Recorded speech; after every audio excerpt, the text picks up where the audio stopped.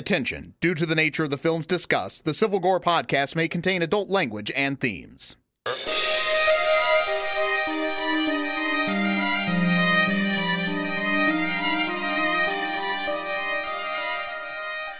Hey everybody, welcome to episode 16 of the Civil Gore podcast. Yes, we are back. Back from vacation. Of course you wouldn't know that though, because we left you with 3 episodes while we were gone. Yeah, and it's kind of weird being back recording because we recorded all 3 of those episodes in, over 2 nights? Yeah, and it's like I almost forgot how to do stuff. I was setting up my computer. I forgot the program we used. I was like, what is it? But I do, it was funny. What's been in my head all day is what we were doing this, because especially since, which we'll talk about later, the Friday the 13th game, I've been having this in my head going like, we're back. We're the man behind the mics, from but that was my horrible singing, so don't hold me against it. I had no song. Don't get fired this quickly. I know on your return. That was really early. Yeah, I can't yet, right?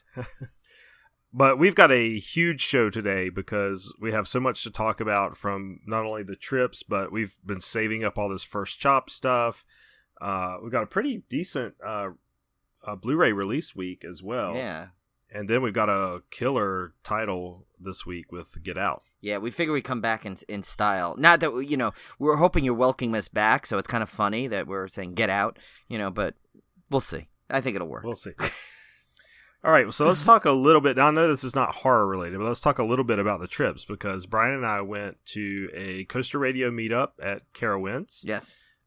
And then we turned right around and went to Hollywood Nights at Holiday World in Santa Claus, Indiana, which is a big coaster enthusiast event up there, which was an awesome, awesome time. Yeah, I think it's the coaster enthusiast event, I think you have to say. Yeah, the coaster. And I have to back up. Before the Carowinds trip, we actually went down to Myrtle Beach as well.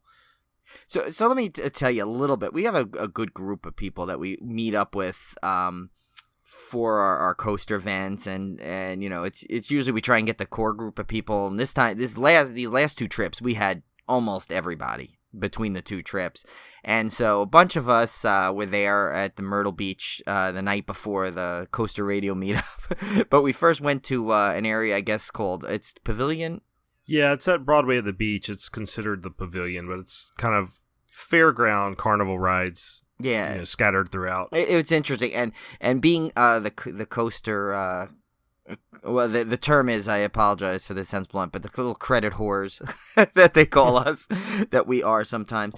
We had to get the coaster, the one coaster they had there, which was called the Myrtle Turtle, which, funny enough, is the 3rd of that exact ride now that I have ridden, but we had to get it for the credit.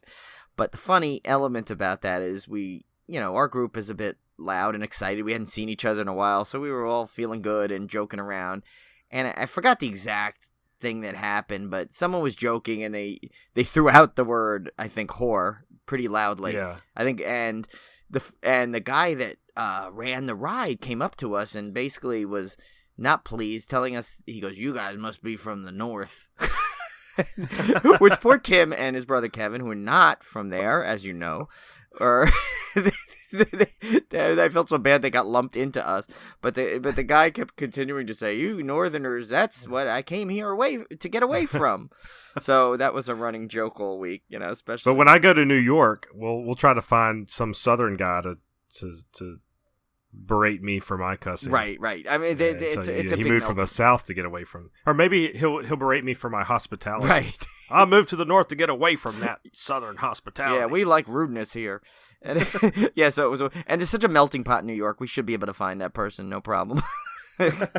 But yeah, so that was our first step. So then we decided to the main reason we wanted to also was to ride Swamp Fox, which Tim's brother Kevin, as you remember, that is his coaster. That's legendary. He's been speaking about it since the day I met him. So we could not wait to get on this, and that was at Family Kingdom, and right at the water at Myrtle Beach. And so we got there, and unfortunately the ride had a sign on it. Well, there was a sign at the front gate saying the ride was going to be closed for the night.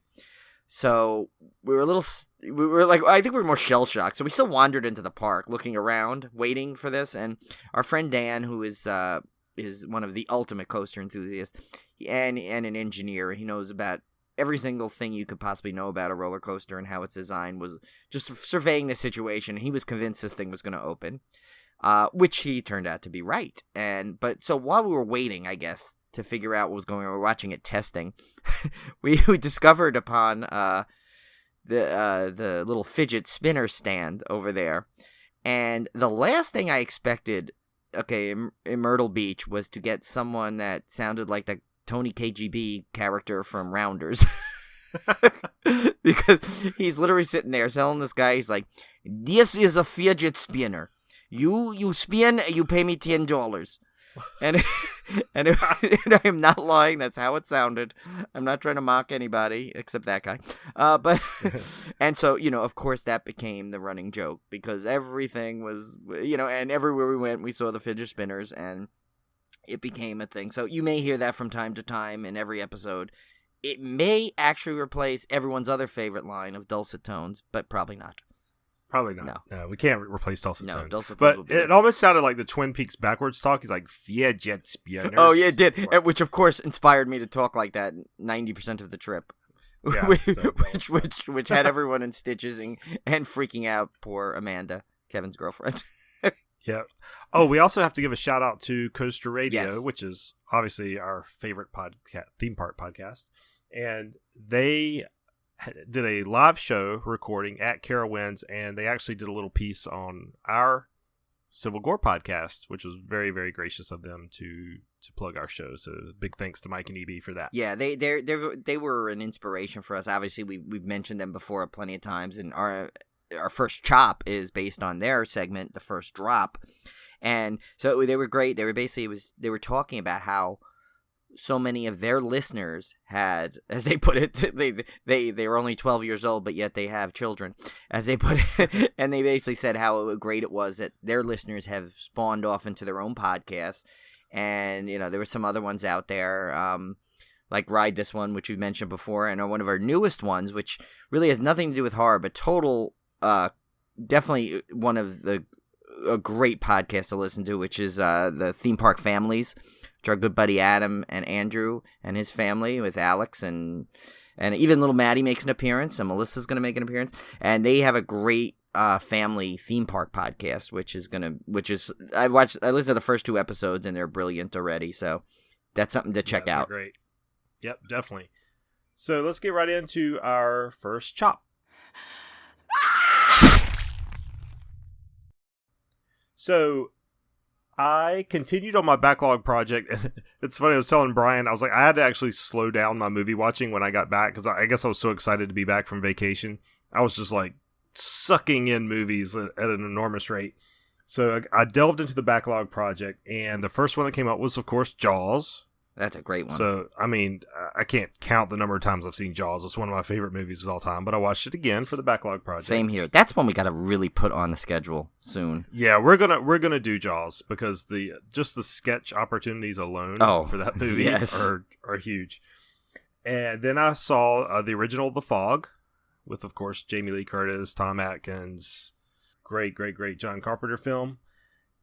Then it was on to some Friday the 13th. I got 2. These I don't care about watching out of order, because I've seen the Friday the 13th movies enough times that it doesn't really bother me if the roulette wheel spins them out of order. Yeah. So I watched Friday the 13th Part 5 first, and I'd forgotten how much humor is in that one. It's kind of comedic in a way. It's a very weird entry in the series. Yeah. It's not bad. It's really not bad. No, and it actually has one of the higher body counts.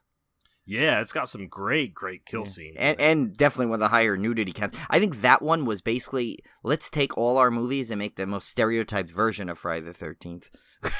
Right, which was fun. It was fun watching it again, because I've not seen it in a number of years, and a lot of the kills, I instantly remembered, because they were like, if you had told me to go back through Friday the 13th series and just think of some of your favorite kills, several of them were actually in this movie. Oh yeah, like the flare in the mouth, and the naked chick that gets her eyes cut out with the hedge clipper things. Oh right, and then what was one of my favorites was the guy in the outhouse.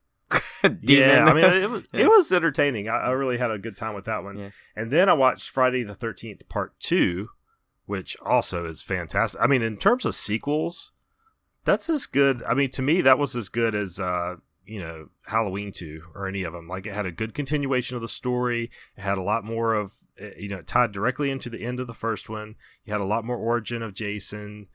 Yeah, I really, really liked it on a rewatch. And again, it's because I haven't seen it in so many years. These were kind of fresh to me again. Right, and probably that one has got, I would think, probably the most famous kill out of any of the Friday the 13th. It was the wheelchair one. Yes. That has got to be the one that if you see one Friday the 13th kill, that is the one you have to look up and see.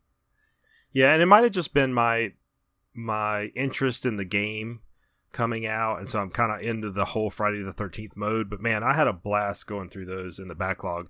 And that segues perfectly into the Friday the 13th game, which you purchased, Brian. Yes, I did. As we mentioned before, this is something that Tim and I have had on our radar pretty much since it was announced. And, it was a Kickstarter promotion. So, with Kickstarter things, they tend to be announced well before they're ever going to be released. So we waited patiently. And, of course, the timing could not have been worse. It came out right in the middle of all our trips.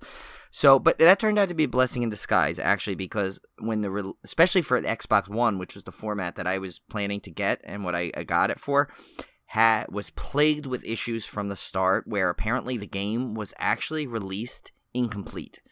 And it was, I guess, because the patch that was set to release on game day one was not approved by Microsoft. So basically the game was released and everyone was having all these issues. Things weren't working, a lot of glitches. And so actually I think I first downloaded it this past Wednesday. So it was about 2 weeks. They had done the original patch on it that fixed, I'd say, 95% of the problems. I would have to say, though, it's still got many issues. I don't think, though, the more I read about it, it's not even so much the game maker's fault. It's Microsoft holding out the other patch that's there to help with the servers. Because as you know, right now, it's, or you may not know, the game is pretty much multiplayer only. A single player version and team up version, I believe, is going to be released at the end of the summer, maybe early fall. But so right now, it's just it's all multiplayer. And let me just say, when the game works, it is probably everything you could want out of a Friday the 13th game. A couple of times, it's kind of funny, because a couple of times my friend Steve and I would play it online, and we'd wait about 7 minutes for it to find us a room to play in. And when we get in there, it would end up just being us. So one of us became Jason and the other was the counselor. So it'd basically be running around chasing each other through the camp. And it's kind of funny because we have this just a little side story quickly. Playing on Xbox all the time, we had a bunch of friends, friend Steve, Dom, my brother Seth would jump on every once in a while. We played Call of Duty games, and one of the funniest things we ever found out is when our friend Steve was killed in the game, because it always seemed to happen in the most comical ways. One of the most famous ways was when my friend Dom snuck off, came back on the opposing team, and deliberately kept shooting my friend Steve. So it's kind of funny. So the best is that they tell you, when you die in the game, like it'll be in somewhat detail. Like if you get strangled by Jason, it will say so his name, I guess, is Jimmy Crack Cone is on his Xbox name. It'll say Jimmy Crack Cone was asphyxiated. So just that alone was cracking me up. And it seemed like every time I was Jason, even in the multiplayer games, wherever they would spawn him was literally right where I was standing. So I could easily go in and kill him pretty quickly. So that was kind of fun. But just a little overview of the game. So the way it is you literally, there's a lot of Easter eggs in there too for Friday the 13th fans. Like the maps that are out there right now, I believe are, one, you could be Crystal Lake. One is Panacak Camp. I don't know. I think that's an original camp. I don't remember that being any of the names for any of the other camps. Higgins Haven, which I thought was a great touch that they actually got that, which was in Friday the 13th Part 3. And so you could actually unlock different Jasons. I just unlocked Jason from Part 7, which is kind of cool. And you can customize Jason's kills and everything. It's almost like Call of Duty, but for, Friday the 13th. And so the way the game works is one person is going to be randomly picked as Jason, and the others are the counselors. And you go through the cabins, and the object is to survive, obviously, or escape. And there's a couple of ways you can escape, either by you can find the boat, and you have to find pieces. Like you have to find the propeller, then you got to get the gas and the keys, and then you can go off on the boat and you escape. Or you can do that with the car, obviously with the car keys, gas, and I think a fuse or car battery. Or you can actually call the police, which then will give you like a countdown. It's like 5 minutes before the police get there, and usually when the police get there, it distracts Jason enough that you can just walk out of the camp by the road. And so there's little things like that. And the coolest thing, and I'm so glad I got to experience this, because I figured this would be one of those things that I was just going to always want to be. But if you die, if you're one of the last people to die in the most recent person to die in the game, and someone has found the CB, you will respawn as Tommy Jarvis. So you come back. Cool. Yeah, so you come back and there's a cinematic where he just comes walking into the camp with this big shotgun on his back. And supposedly one of the only ways to kill Jason in the game is a combination of having to have Tommy and having one of the female counselors find Mrs. Voorhees' sweater. So it really is like part 2. Yeah, exactly. And like I noticed you have to be, I think, a female counselor, because my friend went in there as a male counselor and would not let him pick up the sweater. So it is pretty loyal to the way the game goes.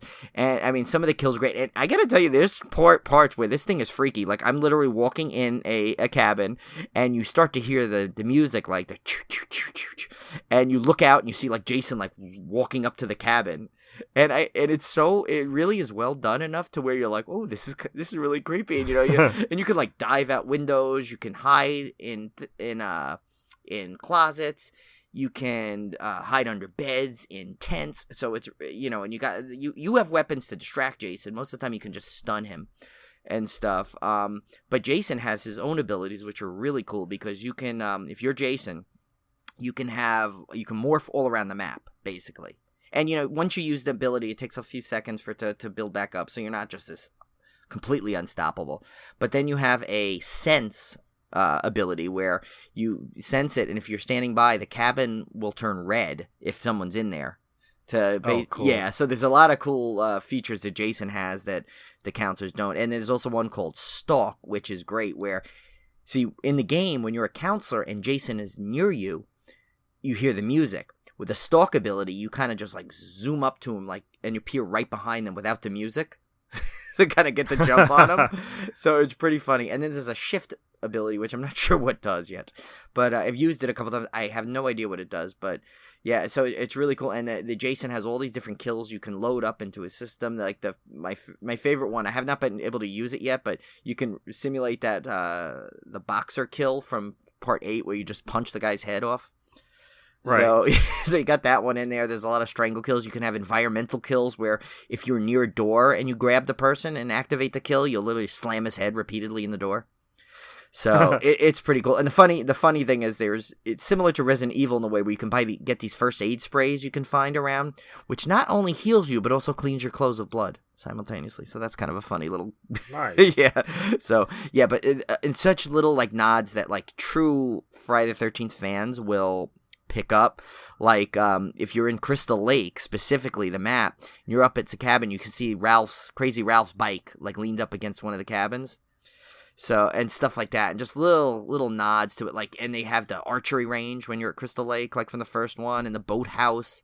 So so they're big fans. The developers are obviously big fans of the franchise. Oh, absolutely. You know that they worked hard on it, and it's just a shame that right now the server issues are struggling because, like I said, when you play the game, it's like one of the best Friday the 13th games you could possibly imagine. But sometimes the frustration of waiting 7 to 8 minutes to get put in a room, and sometimes even when you're in there, you get knocked out because the host cuts out. But actually, one of the patches they're doing is so if the host cuts out, it will automatically transfer it to someone else. So, well, I think I'm gonna wait till a few of the issues are ironed out. Maybe a week or two. And hopefully once they get those ironed out, I'm going to pick it up for sure. Yeah, and you got to play because I think we'll have a ball. And then once Tim is active, you can, I think, record the game. So maybe we can record snippets and then we'll post them on YouTube or Friday the 13th Adventures. Oh, yeah, that would be cool.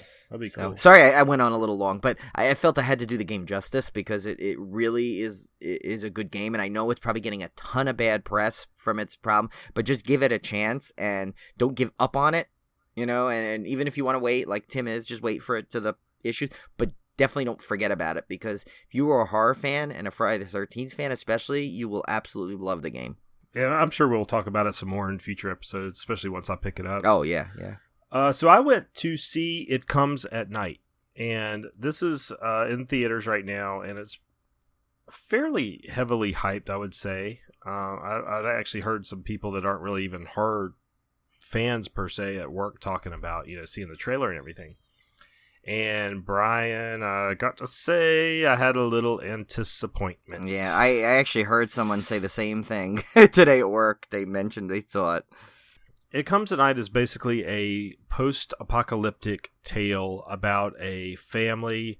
The father is played by Josh Edgerton, who is fantastic, by the way. He reminds me of a young Kurt Russell, and that's high praise. Oh, yeah. Indeed, coming from me, because I love Kurt Russell. And he was great in Guardians, too. But, so he's living in basically a boarded-up house with his wife and teenage son, and you don't really know what's going on other than it's obviously some kind of post-apocalyptic world where certain disease is killing people or whatever.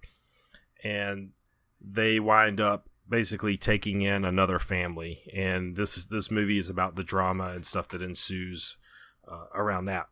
Now, when I see a movie like this, I would rather it just be all bad, so I could just say, yeah, it sucked, or really, really good. I don't like it when a movie has great performances, great cinematography, great score, but I didn't like it, because it's really hard to explain to people why I didn't like it. So I was trying to come up with a reason, and basically it boils down to that the movie's not scary. It's if you've seen the trailer, you've seen every scary part of the entire movie, and that's using the term loosely. And you know me with jump scares. I was sitting in the theater by myself, practically in the front row, and I never even flinched during this movie. Oh, that is not a good indictment. If That's there are no Tim sign. Jump scares, that's as a drama, as a character drama, a character-driven drama, it's fine. It's decent. There's some little subplots that just go nowhere that I didn't really understand why they even threw them in there, but and you could tell the movie's maybe trying to make some point about race relations or immigration, or I've heard, well, this is an allegory for immigration, or this is an allegory for race relations, but it's never done well enough that you ever pick up on that sort of, unlike the movie we're covering this week, which is Get Out, which was brilliant how it tackled social issues. This one really doesn't do it very well. See, I'm wondering if they tried to do it after seeing the success of Get Out, trying to push that more, and it just fell flat. I don't know, but ultimately, if you're going to do a post-apocalyptic movie in this day and age, after however many seasons of Walking Dead and Fear the Walking Dead and 10,000 zombie movies, and I'm not saying this is zombies, I'm just saying this is post-apocalyptic, which a lot of zombie movies are, you've got to bring something new to the table. You can't just do the same thing, because we've already seen it all. I know that in the post-apocalyptic world, the real enemy is your neighbors. Right. We know that. We've seen that 1 billion times. Right. And that's all this movie is showing. All this movie is doing is rehashing the same tired post-apocalyptic tropes we've seen 100 times before. Right. And then you add on the fact that it's not really even scary on top of it. And it was just a disappointment. Now, the critical reviews of this are very, very good. Very high. But if you look at the audience score, there's a big, wide division between the critic scores and the audience scores. Now, typically, I will side with the critics. Usually. That's what happened with The Witch and Alien Covenant. Right, because you don't know what audience what's actually going to see. You can't tell. Right. So, I usually tend to fall on the critic sides of things. And in this one, I fell firmly in the audience camp. If you're not as familiar with those kind of films as I am, maybe this seems fresh and cool and new to you. Maybe you would enjoy it a lot more. But for me, this was a pass. Give it a rent. It's like I said, the performances are great. The story's fine for what it is. I really like the score and everything, the atmosphere of it. I really enjoyed. I liked that it was a very realistic view of a post-apocalyptic world, but as a horror movie, which is what I'm basing it on, it didn't do anything for me. Yeah, and it's funny you said that, well, even if it's not a zombie, it's post-apocalyptic. If you think about it, though, it's the same, even the earliest zombie movies with, like Night of the Living Dead, those kind, it's always the enemy is sometimes the worst enemy is supposedly someone that should be on your side at some level. So how many times can they do that same basic premise? If you think about it, it's so similar that they have to bring something unique to it. I would say, give it a rent. It's fine for a rental. I mean, I'm not saying it's a bad movie. It's not. It's just, as a horror fan, I came away pretty disappointed. Well, I'll give our obligatory shout out to Shudder. I'm sure Shudder will get it at some point, and I will. Yeah, there you go. I'll watch it there. I'll help out Shudder a bit, and I'll wait until it comes out on there. Now, I do have something a little unique. I have a book review. Oh. Because I read a horror novel called The Fisherman by John Langan. And I really didn't know much about this book going in, other than it showed up on a Best of Horror Novel 2017 list or something that I read. And so I picked it up, and it starts off really strange. It talks about this man. He loses his wife to illness, and so he takes up fishing. And he starts, fishing in this little quiet town. And then he meets up with this other man who has also lost his wife and kids in a really bad car accident. And so they take up fishing together, and they have this common thread of loss of family. And they end up going into town and running into some townsfolk who start telling them a story about the local creek and lake and everything that they fish in. And that's when the novel basically splits off into a whole nother book, telling the story that this townsperson is relaying to them about something that happened way back in history. Oh, that sounds cool. Which is really neat. And that ends up taking up the bulk of the book until the end. But apparently there's something strange about this lake in that people have seen people that have died. They've seen them alive again around this lake. So almost like sort of a Pet Cemetery type vibe. Yeah, I was going to say, it sounds like an aquatic pet cemetery. But as you get into it, it starts taking on very, very Lovecraftian tones. I don't know how big into H.P. Lovecraft you are, but this gets into some very heavily inspired Lovecraft stuff, and I'm a huge Lovecraft fan. See, I don't know much about other than that short film I saw based on it with the Vajaybowl.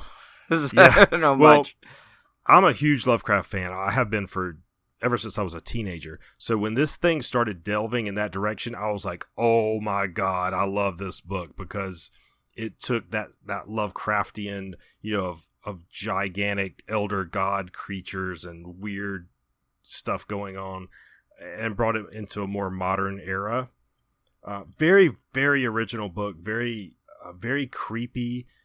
And I can't recommend it enough. I actually listened to the audiobook version of it, which was fine. Nothing special about the audiobook version compared to the print in terms of narration or anything. The guy did a fine job. It wasn't anything spectacular. But definitely, especially if you're a Lovecraft fan, definitely try to seek that one out. It's a really, really cool book. And I actually almost would like to read it again to kind of pick up on some of the stuff I missed. Yeah, I just want to get it now anyway. I don't know, like I said, I don't know much about Lovecraft, but usually over the summer I'm at the beach a lot, so I get a lot of time to do reading there, so I may have to add that to my list. I have a tall list already for the summer, though. I have it on there, because I've never actually read the book. I'd only seen the movie, a while ago and then recently. But so I want to read the book, obviously, before the new version comes out. So I have that. I have a couple of the Star Wars books. But I think I'm going to put this one in there. I'll have to fit this one in somehow. Is it pretty long, or it's... I don't think it's that long. I think the audiobook was around 12 hours, which roughly is... Again, it's a rough estimate. It's probably 350 pages. Oh, okay, that's not too bad. Normal novel length. I don't think it's overly long. That's not too bad. So we got a couple other things here. Speaking of games, I started back tonight doing the zombies. I use the Zombies Run app for jogging. And do you know anything about that app, Brian? Other than I see your updates on Facebook, I assume it's some kind of game where it also tracks your actual running, though. Yeah, so basically what it is you have missions, which are basically runs, and it tells an audio story, almost like a radio play, about a zombie apocalypse. And you play the part of a runner who is basically a person that runs and gets supplies from your camp and dodges zombies along the way and brings supplies. But there's a lot of character drama and stuff that plays out. And so what it will do is it'll play like a little snippet of the audio, drama portion of it. And then it'll be like, okay, go out and get these supplies. And then you start free running. And you can play your own music and stuff during the running sections. But randomly throughout the mission, zombies will start chasing you. And you'll actually hear them in your headphones going, oh. Oh my God, that's really cool. Yeah, and you have this, and you'll hear this like, beep, beep, zombies within 50 meters. And so now, So Matt from Yorkshire comes on and tells you that? Yeah. Well, what the app is doing is it's looking at your average pace. And if you are running slower, I'm assuming this is how it works. I don't know for sure, but I'm assuming if you start running lower than your average pace, the zombies will start gaining on you. But if you run faster, you can evade them. And I believe you have to run faster for about a minute.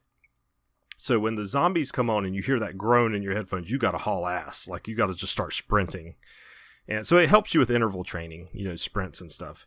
And if the zombies catch you, you drop all your supplies, because as you're running, you're picking up supplies. Well, considering I drop everything anyway, that's probably nice. Yeah.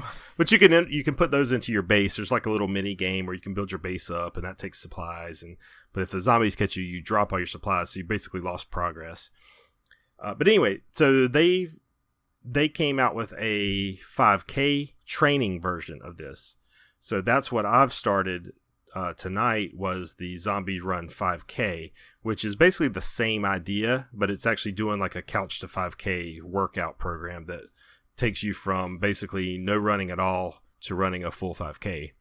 Which I've gone through those programs before, and I've run 5Ks before, but because I've been out of practice for a few weeks now, I decided to just kind of start back over and get serious about training again. So that's a little horror related, but so if you're an exercise, buff, or even if you're not really into exercise, it might be something to motivate you to start running. It's really cool. I was just gonna say I need to start exercising again, and this makes me want to do it now faster, actually, because I think my problem is always the couch to part.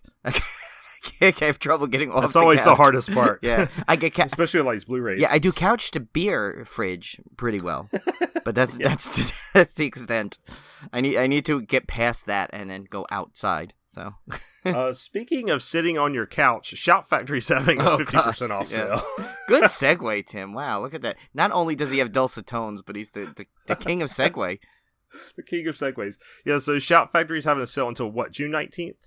Yes, June 19th, supposedly, is when this ends. Which means this episode's dropping on the 16th. So you have 3 days. You have this weekend to get on there and get 50% off. The other Shout Factory, all their titles are on sale, but of course you're going to be interested in the Scream Factory titles. Right. And probably the collector's editions ones. I'm going to probably pick some up because I don't know what the shipping is yet. I'm assuming if you order multiples, you can probably wind up saving more than you could get them on Amazon. Yeah, there's probably free shipping involved with whatever the total is. I don't think that. I think they always had something if you bought a certain amount. If I remember correctly, you get a free shipping. But yeah. And I mean, the thing is, it's funny. I noticed some of them. They say 50% off, but they base that off of the I guess the full retail. Like I see it $35. Well, that you never paying $35. So. Some of them you end up being not saving as much as you would think, but still cheaper than you can get. Yeah, it there's right still now. Some like Dead Time Stories is on for $15 flat, whereas on Amazon it's still like $19.95. So you're still going to save $5 there, and if you put enough of those titles together, you could still save a significant chunk of change. Yeah, no, and it's yeah, and so maybe you might want to be thanking us that we're only giving you 3 days by the time you hear this, because I know Tim and I now we have the whole week. We'll be sitting there pondering, adding to the cart, leaving it in the cart, buying it at the end of the week, regretting it, but then being happy. It'll be the whole. I think gamut. I know what my Father's Day present is going to be. Please don't kill me. Yeah, just say for buying $100 for the Blu-rays. That's true. You should just like tell Olivia, say, okay, you know what? I don't need a Father's Day gift. Just here's the bill of what I spent. Don't look at it. Yeah. I need your forgiveness. Yeah. That's all I need. Yeah, and I've been, oh god, the stuff I bought lately. The worst is I bought the items, and then I found out every one of them has been available to stream, including and now I'll do a Tim segue, including the Axe Murders of Villisca. Very nice. There, Very see, nice. I learned. I can be taught.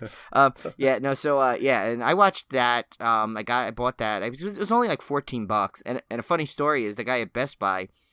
I had to ask him for it because they showed it in stock, but it was not on the shelves. And normally I never bother asking them because usually I can find everything on my own anyway. But this one I could not find, and I'm like, I don't want to have to order it online. I don't have to go to another store and hope to find it.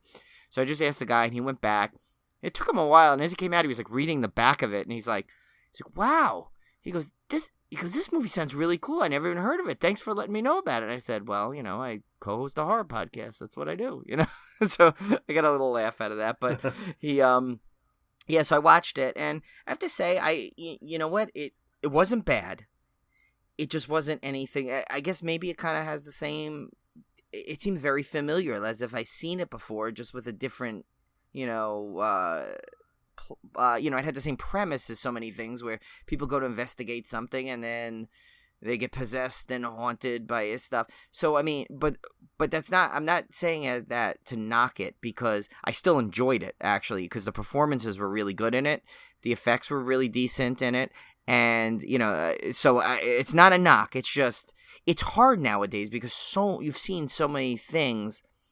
So some almost do it so poorly that it like saturates the market of horror films. But this one was actually, I mean, I still enjoyed it. So like I said, it's not a knock. It's just been familiar, so it's not something like you're gonna go, oh my god, this is the most amazing thing ever. But it's definitely an enjoyable film. I recommend it because like I said, the performances are great, the effects are cool. This has got a cool like basic premise anyway, and based on a true story, supposedly. So I actually want to find out a little bit more about the true story. So, but I definitely think it's worth a check out. Especially, I think it's streaming on Netflix now. Sorry, Shudder, but but it is streaming on Netflix, so you don't have to spend the $14 that I did on it. But not that I regret the $14 because I did enjoy the film.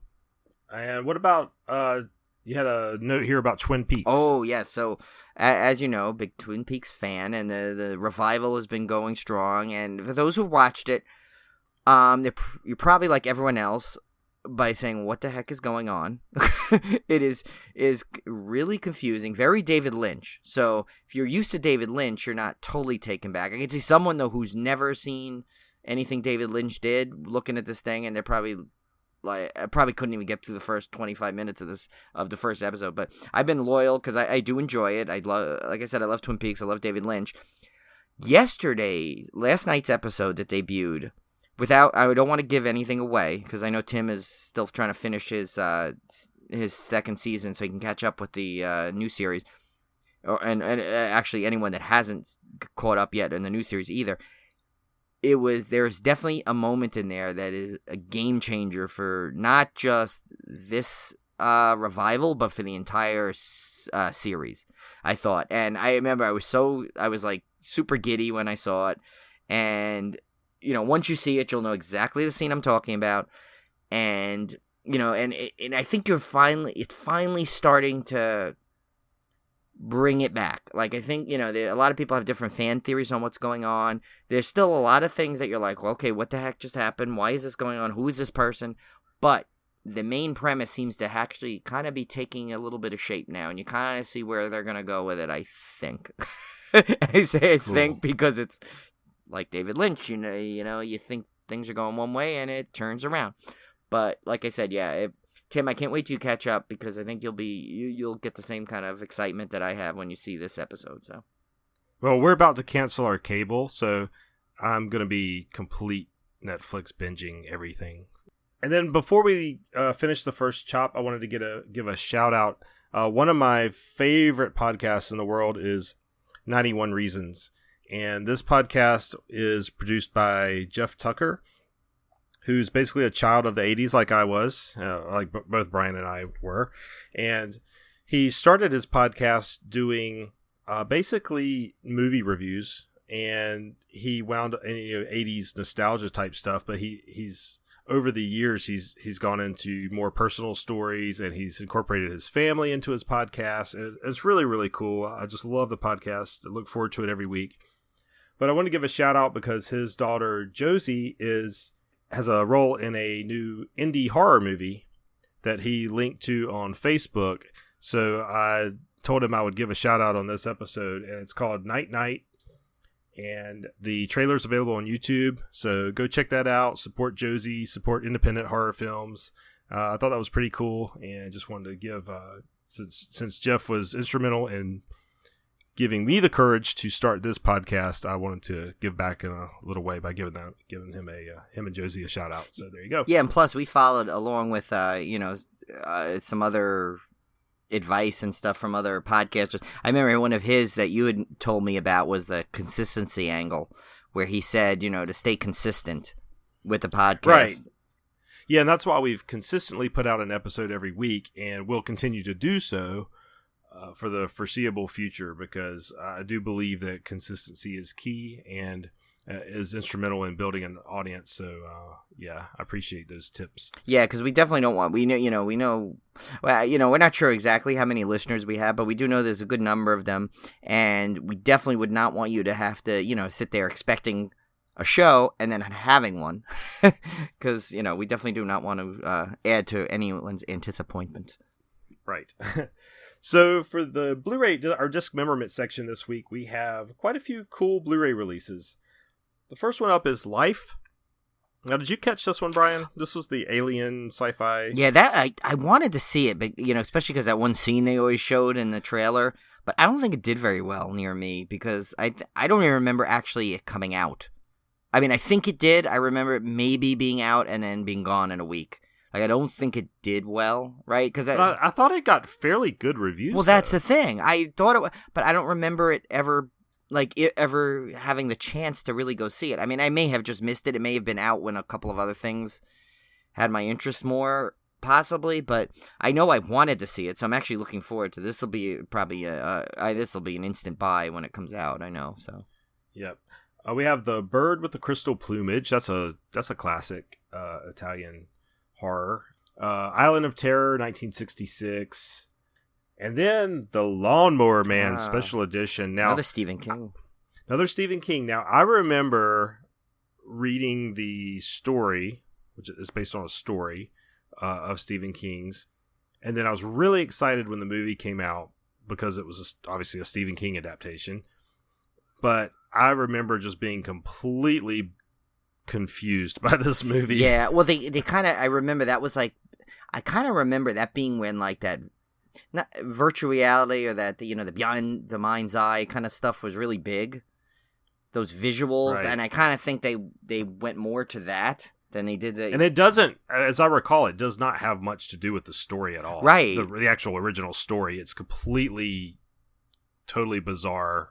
Not a true adaptation. Right, except although Jeff Fahey was great in it, I remember. He was great. Yeah, but I really, really want to watch this one again, because it's literally been, gosh, it literally has been 25 years, because this came out in 92. It's been 25 years since I've seen it. And they made a sequel, didn't they? Yes, they did. Which I kind of vaguely remember. I don't think I ever saw it. Yeah, I vaguely remember watching it, and not even, I don't even think I don't remember if I got through it all, in all honesty. Then we have one I was actually pretty interested in, the Paul Naschy collection. He's been described as the Spanish Lon Chaney Jr. He was a writer, actor, director of horror movies. But if you listen to the titles, I mean, these sound like our Kickstarter titles. Oh my God, here. they really do. So in this set, you have Vengeance of the Zombies, 1973. Horror Rises from the Tomb, 1973. Blue Eyes of the Broken Doll, 1974. That's my favorite. Yeah. I love that. Night of the Werewolf, 1981, and Human Beast from 1980. Yeah, this would be a fun collection to go through, because I have not seen any of these movies, and there's no telling what this is. Yeah, I may have to look that up, see if it's on the the affordable side. If it's like $30, I mean, I think that's worth the gamble on that one. You would get an entertainment factor just from that. Yeah, there's no doubt. Yeah, I can't imagine not getting some kind of value out of that, whether the intended horror version or the comedic version. But you never know. like one of my absolute favorite things, and again, I'll give a plug to Shudder because it's great for this, is to sit down with some 1970s horror movie I've never seen before and know nothing about, and just sit there and watch it. That's one of my favorite joys in life. That was like Burial Ground when you had told me to watch that. Like, I'd never seen it, never knew what it was about. Your little brief description of it made it sound exciting, and now that Mama is in my head forever now. So. Yeah, you never know. You never know what you're gonna pull out of those. Exactly. It's just so much fun. Spider Baby, look at that one. I mean, that's one of my favorite ones ever now after Shudder. So there you go. And then we have in the theaters, June 16th is 47 Meters Down, which is I don't know if it's heavily hyped, but I've heard a lot about it. The Mandy Moore, Claire Holt shark movie. Yeah, I saw a trailer, an extended scene trailer, one of those that makes it look really cool. It seems like it's like a mix of maybe like Open Water meets The Shallows. I think people get excited about shark movies. Right. Well, look at Shark Week. Everyone loves that Shark Week. Yeah, because, I mean, obviously, you're never going to top Jaws. No. But I think people are always... There's always like this... horror fans are some of the most optimistic people in the world. I think there's always this glimmer of hope that it might be something that cool. Right. Because it has sharks in it. Unlike Deep Blue Sea. No, yeah. Although the Deep Blue Sea did have one of the best death scenes. Oh, yeah. No, it was enjoyable. It's just, you look at that versus Jaws, which for some reason they were trying to compare it to back in the marketing, which, I really can't blame them, I guess. I mean, how many, you got a shark movie. Of course, you're going to try and compare it to the best, but... That's it for this week, and let's get right into our feature film, which is Get Out. This is one of my absolute favorite movies of the year. Horror or otherwise. Oh yeah, same here. And when I watched it again last night for the podcast, I just, obviously the first time I went into it with all the hype, I was, you always kind of get like, you get that like sense of, I don't know, at least I do. I get this sense of nervousness that's not going to live up to the hype. And I remember, and I had dragged Julie to see it. I'm like, no, you got to see it. And people are telling her, you got to see it. I'm like, no, Tim said it was great. Everyone's saying it's great. We got to see it. So, there was always that chance it's not going to live up to it. Well, it definitely lived up to it, and I loved it. But now, with that all gone, any of the anticipation or any of that, just go watch it for fun last night. I mean, obviously, watch movies for fun, but watch it, just without any of that stuff. I loved it even more, and I realized, wow, what a good movie it really is.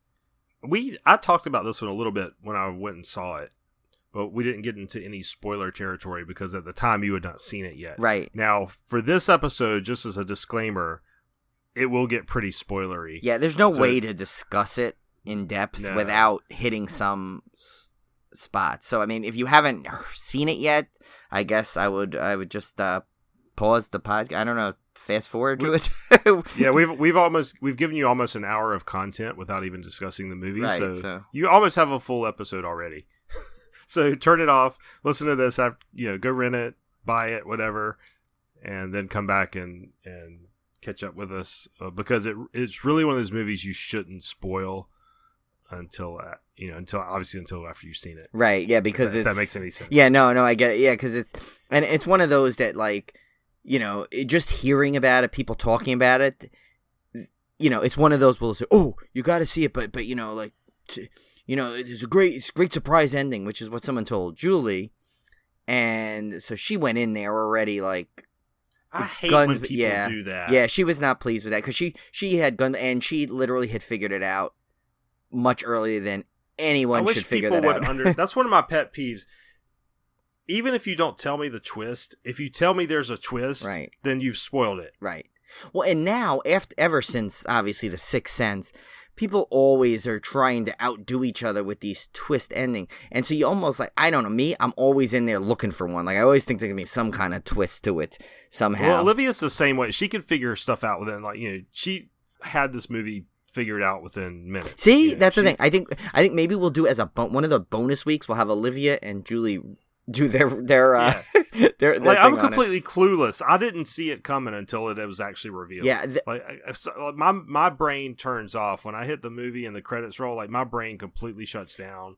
That's why I can't follow like real complex like Mission Impossible movies. I don't know what the hell's going on. Well, yeah, and like I won't remember. I'll get through it and then I'll forget like exactly what happened. But yeah, and with this one, it was funny. I was like kind of in the middle. Like I kind of guessed part of it pretty early on, but not the full reveal at the end of what was going on, but I just kind of knew. I mean, well, I guess, are we in spoiler territory now at this point, I guess? Yes, yeah, we're spoiler So, I mean, territory. I knew that Rose was in on it. There were a lot of little weird clues and stuff like that just kind of tricked it. So I'm like, there's no way she does not know what's going on in this thing. But here's the thing I was thinking about, because a friend of mine told me, he said, yeah, I had this one figured out, but I still love the movie.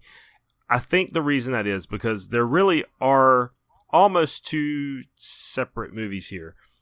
Yes, there's the movie that leads up to the big reveal. Right. But then after that, you have a pretty significant section in which, even though you know what's going on, your hero has to get out of trouble, and and he has to escape, and so you've got this really entertaining back half of the movie that doesn't rely on you not knowing the twist. Right. It's after the reveal. Right. Yeah. And it's funny because if after you've already seen it and you watch it a second time, there's so many like little like clues and foreshadowing that you're just like, oh my God, how did I not see this? How did I not see that? But I mean, that's like anything, when you're not, but some are way obvious that you cannot like believe you did not catch the first time, but it's still fun. And it's like, I like I said, I loved it better the second time, even knowing all of it, because you could just enjoy it. I kind of wonder if Jordan Peele really tried that hard to hide this stuff. I don't think he did. I mean, I don't think it was trying to be that big of a plot twist. It was more of a, yes, there was a twist, but like you said, there's so many clues dropped. I don't think there was an intention to keep the audience completely in the dark until the big reveal. No. I think you were kind of meant to figure it out. Right. In a gradual way. And I mean, look at the opening scene. You obviously know that, now he's going, his tale, Chris's tale, which is the main character, is going to be the, like a longer drawn out mimicry of what happened to this guy, the first guy in the beginning. So you know that he's going to go there. And once you see him, he's going to go there and he's in trouble. It just sets it up that way, and he flat out, his friend, who, by the way, I'm going to pronounce his name. I'm trying, but I guess Lil Rel Howery, the TSA buddy of his, is fantastic. Brilliant. This guy, and he flat out is like almost like telling you right out the bat, warning him the whole time, don't go there, you're in trouble, you're gonna it's hilarious. I love this character because he's the voice of the audience. He is. He's telling us what he's saying to the main character, what the audience wish they could directly say to the main character. Don't go, you're crazy, those white people are crazy, don't go in there. I mean, like, we're all sitting in the audience thinking that, and he's actually saying it, and it was just, I think that's why everybody loved that role so much. Oh, and we're getting a little bit ahead of ourselves. We probably should back up and kind of give just an outline of the story.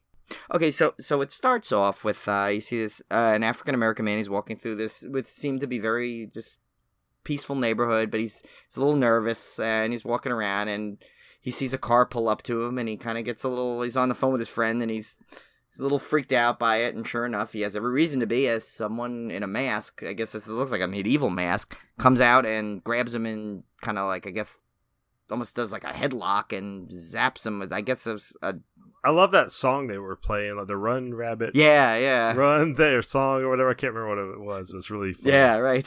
So it's very creepy. Yeah. Oh no, the music in this is fantastic. I mean, but we'll get to that a little later. So, and he gets basically accosted, brought into the car, and then it cuts, boom, to the credits, I guess. And you see, it's basically a cutaway between our main character Chris and Rose.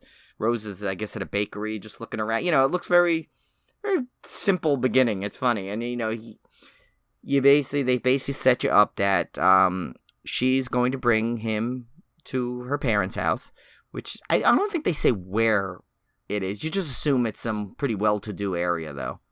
I think. Yeah, it's obvious they're well-to-do. Yeah, and so she's bringing him up to bringing him up to her parents' house, and and it's important to note that Rose is white. Yes. I'm sorry. Yeah, Rose is white. Chris is African American, and so that he's got this little tension while basically flat out ask her, do your parents know that I'm black? And she says no. And, like it doesn't matter. And she's, just saying, don't worry, there's nothing to worry about. But, there's a little apprehension because I guess it implies that he's faced, stuff before. And his buddy actually is all, of course, giving him a hard time, as we mentioned earlier. They tell him, no, go there. That's, they're gonna. I think did he already start with that he thinks they're gonna take him for a sex slave or something? Yeah. He comes up with the most outlandish things, which, funny enough, we find out that he's not super crazy. He's kind of got something going on, but so they go up there, and the whole time she's basically assuring him that, don't worry, my parents are not racist in any way. They're great. They and he throws in that, oh, my dad would have voted for Obama a third time if just like all these kind of like sayings and stuff. And so, well, let's talk about that a second, Brian, because okay. I think that's a pretty brilliant. I think that's what this movie does so well. So everybody understands blatant racism, right? That's not hard to convey. Which, unfortunately, it still goes on in so many situations. That's right. Growing up in the South, obviously very well aware of that. But what this movie does a brilliant job of doing is highlighting more of the subtle racism, right, and also the awkwardness of it. Yeah, it's awkward for me to I feel awkward just discussing that levels of this movie.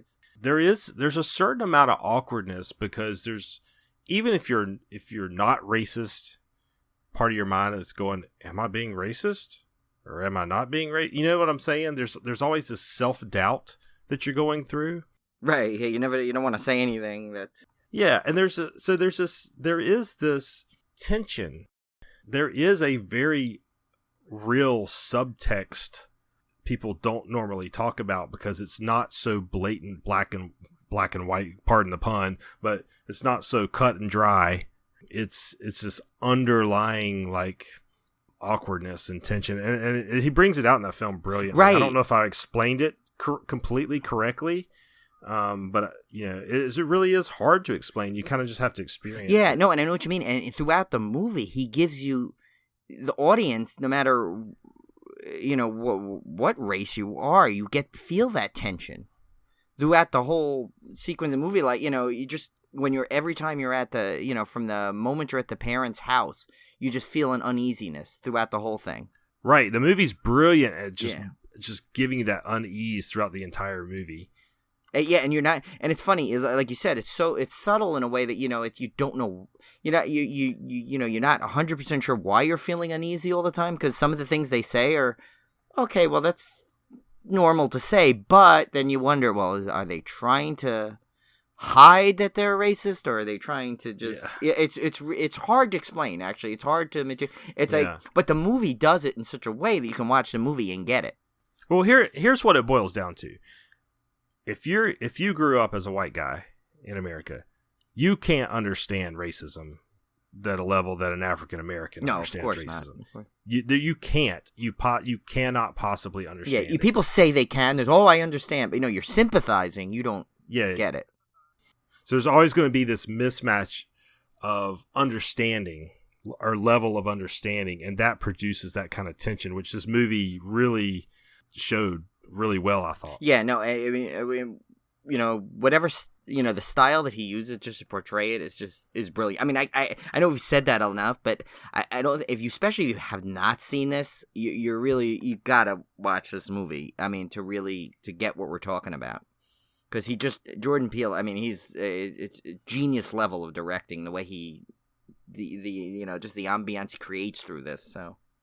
And he has a really cool perspective on that because he has one parent who's white and one parent who's African American. Right. So he's mixed race. So he's seen, obviously he's grew up and seen both sides of all aspects of this issue, which gives him, I thought, was a really cool perspective on how all this plays out, and it's dead on. Right.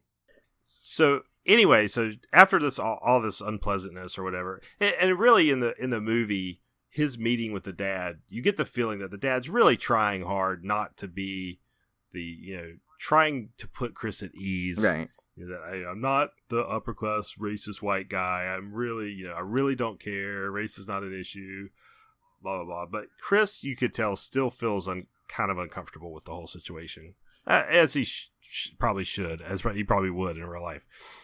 So, again, the audience still feels that tension and knows something's a little off here. Maybe the parents are being a little too nice. I know a lot of people have compared, I mean, it is maybe jumping ahead slightly, but they compared the vibe to like the Stepford Wives, like this creepy town, and I kind of get that, where they almost looks like the family was like, especially the mother. She had this almost like kind of blank look on her face, and every smile seemed forced. I did, and I think that was just because Catherine Keener is just a brilliant actress. She's definitely one of my favorite actresses, and she was so perfect for this role, the way she did that, and she had like this, this eeriness about her, but you weren't quite sure if she was just maybe like, it was kind of a mix between maybe embarrassed because she thought her husband may have been going over the top, or she was worried that her daughter was feeling you couldn't tell what it was, but it was that perfect balance that she had that made it so perfect, the way she portrayed it. Yeah, we need to also mention the brother. Oh God, who's this basically? He's in Twin Peaks, by the way. He's in the new Twin Peaks, and he just really? Weirdo in that. The couple of scenes I saw him in. He's a complete train wreck. This dude is just off the wall bonkers. He looks like that. Remember? Did you ever see that Macaulay Culkin thing he did? The fake. That thing, that's what he reminds me of. He looked just like the drugged out Macaulay Culkin that you see in photos. Yeah, or when he does that, like when he did that fake. What did he do? He did a fake. He did Macaulay Culkin or Tim McAllister if he was an Uber driver, like that. Yeah, like he was like that role, and just he was like as if you weren't uneasy enough, this guy comes in and just he puts. If you weren't uneasy regardless at that point, you're uneasy now, because this guy is just, he's got this, he looks like he's just trying to be annoying to everybody, including his own family. So it's like, you're like, what an a-hole this guy is. Right, and he's not, and it's also weird because he doesn't match with the perfect appearance of the mom and dad, who are trying to be this Leave It to Beaver family. He's completely just freaking crazy. Right. And they say he's like studying medicine. I'm like, this guy's going to be a doctor? What the heck? This guy's nuts. He right off the bat is like trying to, first he embarrasses his sister, which, okay, that's normal, but he tells us like one story that's just like horrendous about her first kiss, where she bites the guy's lip, that party where they drank all their parents' alcohol. I mean, it's like, and like, apparently that's the first time the parents have ever heard this story, because they were like, what? Really? And just it's just an awkward scene, but he's a good clue that everything is not what it appears. Right. I think that's one of those ones where it's like, okay, if you haven't got that something's wrong now, we're gonna kind of give you a little jump start here. There's really something wrong with this family, and at that point, you already got, I think, the odd sense that the housekeeper, there's something odd about her. They showed her. Right, because I think at this point already they had the iced tea scene where she's like got that weird little twitch going, so something's wrong, and that's where I think a lot of people compared it to like the Stepford Wives, that whole thing where they almost looked like they're possessed. I will say this: even when I thought I knew what was happening, I was wrong. Right. My first instinct was, so they're like basically turning black people into their slaves, right? And kind of thing. And they even the guy even said that to the father. Remember, he goes, "Oh, I know what this looks like," kind of thing, trying to like say, "Well, if that's what you're thinking, that's not what it is." Kind of like a blatant, obvious misdirection that obviously you're not gonna buy. Which this movie could have done, and it would have been fine. That would have been a perfectly adequate plot, but it went way smarter than that. Right. And that's the point. See, that's what I was saying. Like, when I figured it out, when I say figured it out, a lot of it, I figured it out on the very basic level. I did not, as we get into it later, where you find out the real, like, crux of what's going on, that I didn't expect.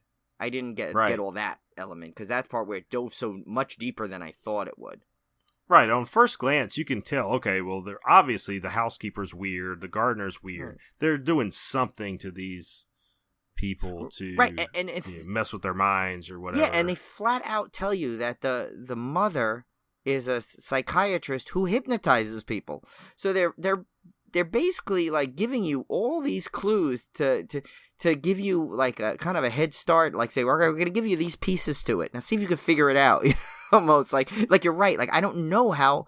Like you said earlier, I don't think he intended on completely fooling you, per se. Yeah, he did misdirect you. He misdirected he did a very you. good job of misdirecting He misdirected, but I don't think his main intention of this film was, I'm going to fool everybody and give them this big, wow, surprise ending. I don't think that was his goal. Right.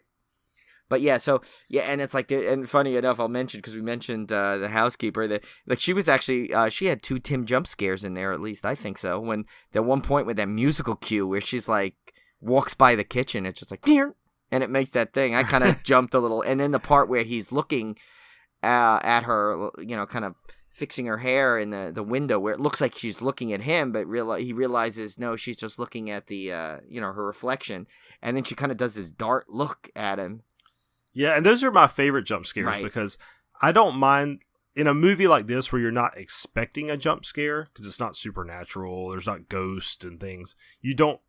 Those are the unexpected ones, and those are the ones that really get you, but I don't feel are cheap. No, not at all. Yeah, because they completely catch you by surprise, and I can appreciate that. I don't like it, but I can appreciate it. Yeah. I mean, what I don't like is the supernatural ones where that freaking thing's gonna jump out of the mirror, or when she closes the mirror, the thing's gonna be standing behind her, and I know it's gonna happen, and it still gets me anyway. That's the ones I hate. Because those are just like the cheap jump scares. These were brilliant because and they were unique in each way. Like the one with the like obviously there's the deer one where it runs out in front of their car, and that kind of startles you a little bit, and and then you got the 2 there, and then I think there's even another one I want to say with possibly the housekeeper where she like appears in the hallway, like in the bedroom or something, where he's not expecting her with the phone. That sequence, I think it's not as blatant as the other ones, but it's still a little startling. And and so that's, if you think about it too, this that one of the creepiest scenes to me in that movie, and where she goes, I'm gonna go get dessert, and she opens up the kitchen to go in. No one sees it but the audience. You just see the housekeeper just standing there, super still, with the carrot cake in her hand, like almost as if she was a mannequin. Yeah, and she's dressed in like old-fashioned clothes, like she came from the 50s or something. Also, that makes it also scary, right? Yeah, and then because it's unnerving, right? And remember, I know we mentioned this a bunch of times on different situations on the previous shows where when people are wearing like old clothes, like in like The Witch, like the kids, it's something's creepy about it because it's old clothes, and you figure we'd get more scared when we go to the theme parks and see those like old time photo things, like you figure that would startle us more. It's a trick I've seen used more and more often. There's a way to elicit like subconscious tension, and one of those is basically presenting things that don't go together. Anachronisms, right. Old-fashioned clothes in a modern setting, and if you use it the right way, it can really get under your skin, even though you don't really realize it at the time.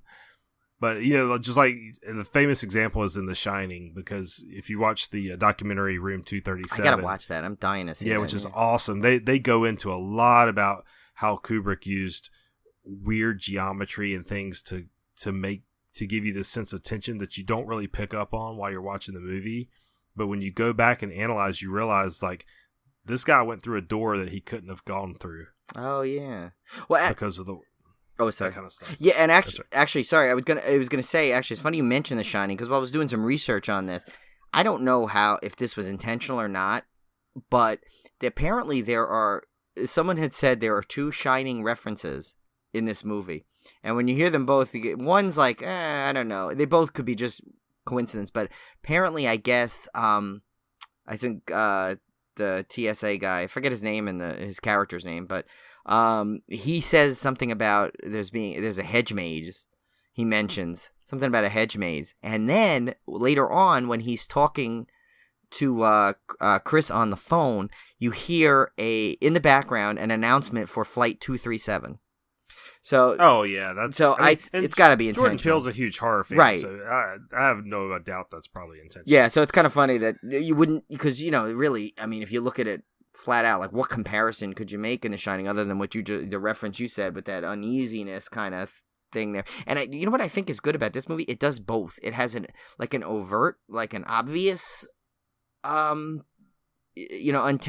tension feeling, but also that one you just mentioned, the kind of unconscious one at the same time. And I think together it just kind of gives you that magical, like the magical mix that makes this so cool. The Witch is probably the most recent I could think of that gave me this amount of tension right. while I was in the theater, where I could just feel myself literally on the edge of my seat. And this one does a really good job of doing it, but it's in a different way, but it still accomplishes the same kind of feelings, which is cool. We'll jump ahead a little bit to where I guess it's the first night they're staying over, and Chris, you find out, is a smoker, and they kind of mention that the mother can basically stop him from smoking by using hypnosis, which is another big clue that she, they may be that, especially with the zombie-like appearance of the gardener and the housekeeper. So Chris goes out. He wakes up in the middle of the night. He has, I guess, trouble sleeping. I guess he had the nightmare back of the deer, right? Or is that?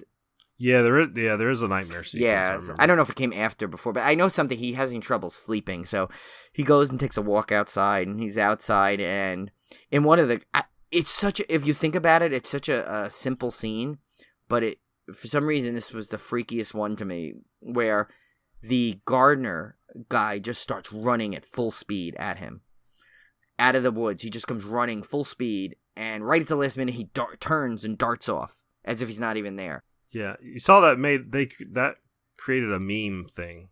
Oh, did it? On the internet. Yeah, there was like a get out challenge, and like people were doing that where they would just run full tilt at the camera and then veer off. Oh, that's awesome! It was like the hashtag get out challenge. Yeah. Oh, I wish I would have known that. I would have totally done something with that.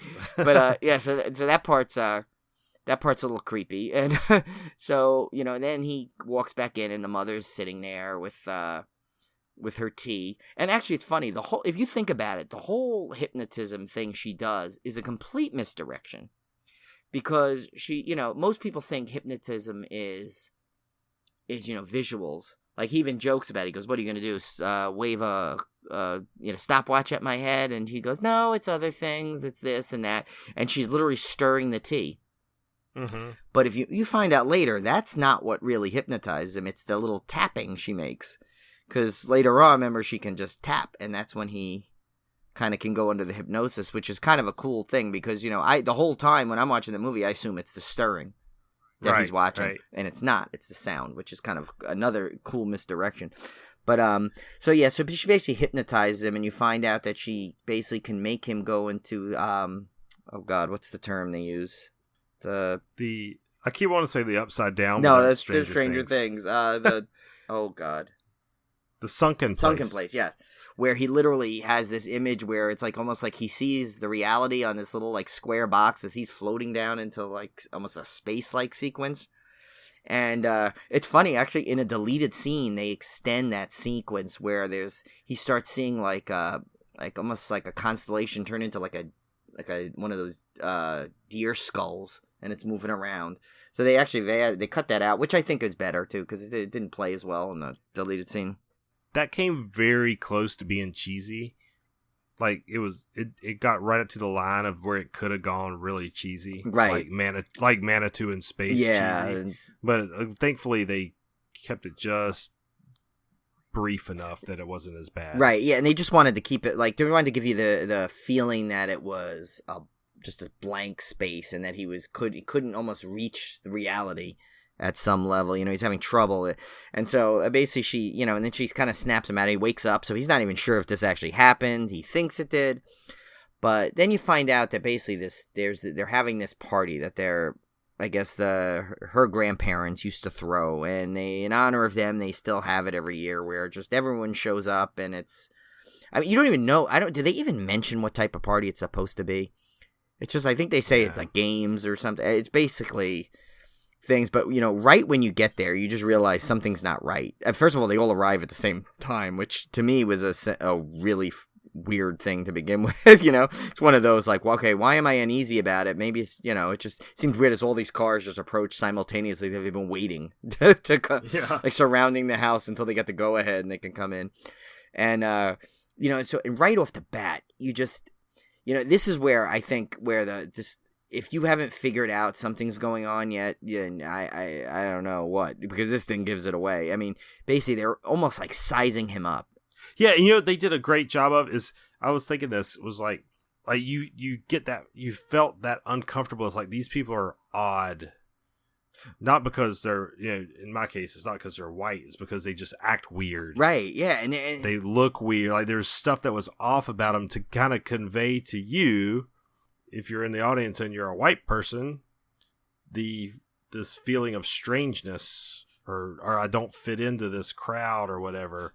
Again, I'm sitting here trying to couch my words so I don't. Yeah, no, I know what you mean, but that's what's so good about how he does that. I mean, everyone feels this at some level the same discomfort in that scene because right. Why? That's what I'm trying to say is, like, white or black in the audience, you still feel the same a sense of discomfort. I'm not going to say it's the same level, but you still feel a sense of discomfort, maybe for different reasons, right? But it's still, he's conveying that tension or that unease, which is really cool. Yeah, and I mean, it's like, like one guy, they basically, like, literally the one woman, I think, grabs his arm and like, oh, look at you, and then flat out asks him if he's, better at sex than, and her poor husband sitting there on a ventilator, it's like, he can barely breathe. And then the other guy starts bringing up his golf game, and asks him about golf and mentions Tiger, which is, goes to kind of similar to that whole, to the Obama line that they say earlier kind of thing. And, oh yeah, and like I said, growing up in the South, I've heard that. Hey, I'm not racist. I like Tiger Woods. You hear that kind of stuff all the time. Yeah, so I mean, like, it's so it's like they kind of went back to that kind of like that type of a line, and then the other guy, which was Stephen Root, who is just one of those brilliant guys, can be any kind of role, and he's just awesome in it, and so he's sitting there, and he's the one person you actually at first kind of think that he's maybe a legit decent guy, because he's like this gallery owner, and you find out that he's like, he loves his art and he's blind, which is funny. And he goes, believe me, the irony has not been lost on me that I'm a blind art dealer. He goes, but people describe the work to me, which is weird, because remember, he was blind in Oh Brother Where Art Thou? Right. That was almost a trivia question I asked. I was gonna say, what other movie was he played a blind guy in, but I figured that'd be too easy to get for people that have seen both. But then he drops the one line. He goes, "Oh, if only I had your eye," and I'm like, "Huh." Okay, so one guy, I'm like, "What?" That's where it started to turn for me. Right. I'm like, okay, one guy's asking him about his sex life. One guy, and it just had this feeling that they're literally siding him up. And then, right, I think soon after that, you meet Logan, who is an African American guy with a much older white woman as his wife, I guess it implies, right? And so, and that's where I think when the TSA buddy starts talking about the sex slave, which was great, because right when it's like they throw in they don't do it over the top, that humor. I mean, yes, it's over the top humor, but they place it so well that it doesn't. You're not like, oh God, it's so cheesy, that line. It's perfectly placed. No, it's like The Witch didn't have, like we talked about in the Witch episode, it was tension filled throughout, and it never had those breaks. Right. This movie is a lot more mainstream, so it does give you those breaks, but it does it very, very well. Right. And I loved it. If you can do that well and relieve the tension without screwing it up, right, then I absolutely love when they insert a certain amount of comedy in to break that tension, and this one does it perfectly. Right, and what's so brilliant about it is, as crazy as a funny and comic relief as that character is, you could tell he legitimately cares for his friend, and he's worried about him. Oh yeah. Which I don't want to, I keep harping on it, but this guy's performance was brilliant. He was perfect. He was so funny. He was funny when he had to be. He was, he was just like, every line at it was done to perfection, I thought. Well, again, he's speaking for the audience. Right. We all care for Chris. Right. We want him to be okay. Yeah, because he's likable from the minute you see him, and so him as the audience kind of get that, and it's funny because here's the thing, knowing Allison Williams, I know she was big on Girls. I really hadn't seen her in much other than, was she in anything else other than Girls? I want to say she was in something else. This was her first movie. It was her movie, right? Yeah, but I think she was on a couple of TV shows. I've seen her on other than Girls, like little mini roles. And so, and I really didn't watch Girls too much. I don't know too much about what she's like on there, but she's supposed to be in the beginning this likable character, but I don't know if it was just the way it was written and her lines were. She was never truly super likable at some level. There was always something about her that I just couldn't put my finger on.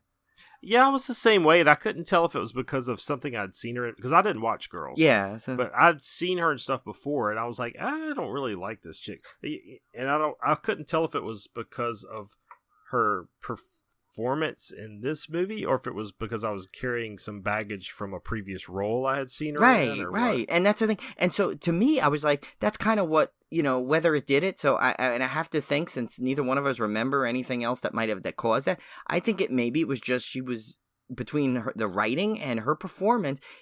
She played it perfectly, because that's kind of where I had this trigger. I'm like, is this something not right about her? She's got to be in on this all. Like, it's like almost like I felt like she knew what was going to go on, and she was, at best, maybe, I was like thinking to myself, I said, well, I'll play devil's advocate. Maybe she really, she knows what's going on, but she's against it. But, you find out, obviously, that she's not. But, but I knew she knew. There was no way she was so oblivious to what was going on. And I kind of got that. And I think she just may have played it so well, and it was probably written and directed so well to get that. So, and like, so I kind of knew that she was just, there was just something about her kind of thing. And so, so I get, I guess you're getting into, after that whole sequence, she conveniently says, all right, let's go take a walk. Oh, well, first, actually, I should admit, there was the whole thing with the phone where his phone seemed to be getting unplugged. As if, and I'm like, oh, that's all right. That's strange. Why, why are they unplugging his phone? They obviously don't, you obviously don't want him to contact. But it's funny, they left just enough battery each time that he could get through, I'm always fascinated the ways they try to come up with cell phones. Cell phones single-handedly became horror movies' worst nightmare. Right. In this, they used it for their advantage, though, which was great. Yeah, they flipped it here, which was great. Yeah. And so it's funny because I'm like, we talk about the endings, not to make light of this movie, but like, to me, that's uneasy enough, because I don't know how many times I put my phone on the charger and not have it gone all the way because I've been tired, and I wake up in the morning and the battery's almost dead because I didn't charge it all the way. So I'm like, that feeling of just like almost like it's a comical dread, like, and it's the same thing. And then when the housekeeper comes up with that outlandish reason behind it, it's like, you're like, what the heck? What's she talking about? It's so creepy that she says, oh, I tried to move it and I didn't want to mess with it any further. I mean, it's obviously, okay, it was intentional. We know that now. Things are starting to really open up to what there's something going on. But anyway, so back to the sequence where Rose conveniently takes Chris for a walk. And it's almost like, if you look at it now, like I notice this now, so it's the way the father says it. He's like, okay, let's play bingo, and almost like looks right at her, and she says, all right, come on, let's take a walk. It's almost as like, that's your signal, take him out of here. And then they do this scene where you find out those bingo cards are literally bidding paddles. They double as bidding paddles. It's a nice allegory to slave auctions. Right, exactly. Basically. Which I've seen it like in a lot of when I was doing the research on this too. They flat out say that was exactly what they, obviously what they were intending to do on there. And so, you're watching these people, and then it's just all coming clear now what's going on. And did you know what I should say? Did that scene come before or after when he takes the picture of Logan? And he starts to freak out a little bit. Because there's a very thing that... Yeah, I don't remember. Okay, yeah, well, I apologize if I got that a lot of work. Because we're really not trying to go necessarily, a scene-by-scene thing. So apologize if we're going a little out of order on this and stuff. But yeah, there is a scene. So he kind of thinks that there's something odd about Logan, obviously. Because he kind of tries to bond with him. Because he's, he thinks, oh, well, okay, you're African-American, I'm African-American, I feel a little comfortable around you. But right off the bat, he gives him no reason to feel comfortable with him because he's acting very odd. And he's just, and then so he decides, but he seems to look familiar to him. So he decides to take a picture. Once again, using the cell phone, which is a brilliant way. They used it in favor. And the flash somehow like snaps him out of whatever daze he was going in. And he starts to get this little bloody nose and he starts freaking out. And he runs towards him, almost tries to attack him and is yelling, "Get out, get out." Yeah, hence the movie title. But Julie noticed this, and I didn't catch this the first time, but this makes really sense. It's almost like a dual thing. He's probably, at some level, trying to warn Chris, like, get out of here. You're in trouble. But also, Julie pointed out, he says there's a duality of him trying to say, get out, to what's inhabiting him at that point. Right, yeah. Which you could see it both ways. Right, so it's like they both. It's when you think of that as the title, you're like, huh, what, it could be, that there's a total dual meaning to that, the way they say that. So, yeah, so basically at this point, Chris sends the text of that guy, the picture he took, and right off the bat, our buddy from the TSA there, which I feel bad, I keep forgetting his character's name. But so he noticed him. He goes, "Oh yeah, that's whatever," and he gives him name of his friend, and he's like, "Oh my God, you're right, that is him." It turns out, they realize that this guy's been missing for a while. So at this point, Mr. TSA over there, he gets Rod. Okay, thank you. So Rod at this point decides to go to the police in a very comical scene where they don't believe him and they call other people in to listen to his story because he goes the whole sex slave angle. But basically, he's trying to get across that, look, okay, we know where this guy that's supposedly has been missing is, and my friend now is probably going to suffer the same fate, so we need to help, but no one wants to help him. So I guess he at this point, Chris is feeling really uneasy, and he just wants to leave. He wants to leave after the whole thing. So they, he basically tells Rose, he's like, we're leaving, and she goes, okay, I'll make up something. So while she's getting ready, I guess, to go, this is the part that I thought was, like, Julie kind of put, because I said, why would she leave this open, the little door open? But she said, Julie's kind of thing was like, well, this girl is psychotic.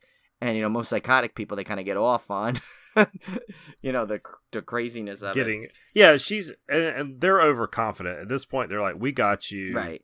There's nothing you can do. Yeah, and they've done it obviously before. They've gone through this many a time, as you find out briefly, and they haven't failed yet. So I guess that's probably the best way to look at it. Is they were really overconfident. So he basically goes in there, and as she had told him earlier, number one, that he was the first African American that she dated. And so when he goes in, he finds these pictures of her with other African American men going through, and then you find out she was also with the housekeeper in pictures. So obviously that's a lie. So at that point I'm like, okay, I knew it. I knew she was in on it. I knew I was right. Thank God I was right on that thing. And so, but I think till that point he still doesn't realize. And the audience does not know what exactly is happening. So he goes in and he's like, he closed the door and he's freaking out. He doesn't want to tell her he sees that, but he's just like, we got to get out of here. Give me the keys. And she's doing this whole thing where it really ramps up the tension, where she's trying to find these keys. But, the audience at this point knows she's not going to find these keys. She has no intention of finding these keys. And she flat out comes down, when she's down the stairs, he goes, he does that whole scene where he freaks out and he's like, give me the keys. And she just pulls it out and goes, I can't give you the keys, in the big turn reveal, which is not that far of a stretch, because if you're keen enough, she's got this creepiness throughout the whole movie a little bit. Like we said, there's something off about her and we weren't sure what it was. Now it really pays off.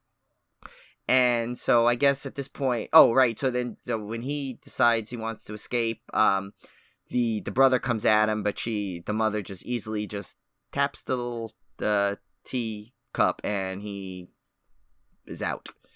So this is where the big reveal happens, where he's kind of open. For some reason, this reminded me of a scene from Lost. I don't know why, just with the old TV and the little old video that comes on. Yeah, and this is where like I said, the second movie starts, basically, where you basically have the before the reveal and then after the reveal, and the after reveal is more of a big chase escape sequence, right? And this actually, it's funny if you think about it. It's an interesting point you brought up with the two movies. Like right now, you could have started this movie exactly from that point, and it would make a killer short film.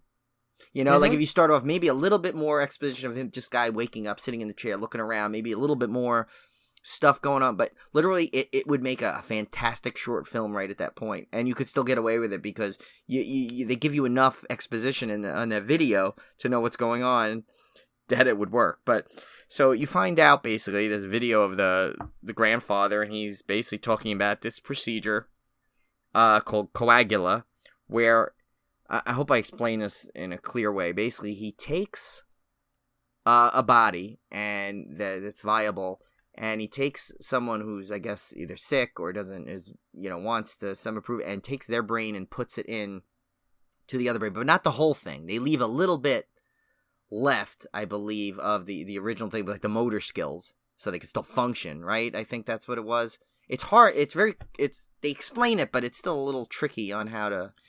And it's so far-fetched, right, that they pretty much kind of gloss over it, which is fine. Right, like right. If they tried to explain it too much, you would have dwelled too much on it, and then it would kind of ruin the whole premise. So you're expected to just go, just accept it for what it is, and let's move on. I mean, they go through enough, like you said, and it's like you realize that the reason why she hypnotized him, so they're in that like distant place, but they're still there. So, and they give clues to that, as by the phone flash, you can kind of get the original person back just enough at a very basic level. So they're still there. They're not completely gone. It's just like, it's like 3/4, I think they said, is of the new person, and 1/4 is the other. But yeah, like Tim said, it really at that point is that they just need to you basically know that this guy, okay, now you know what's happening.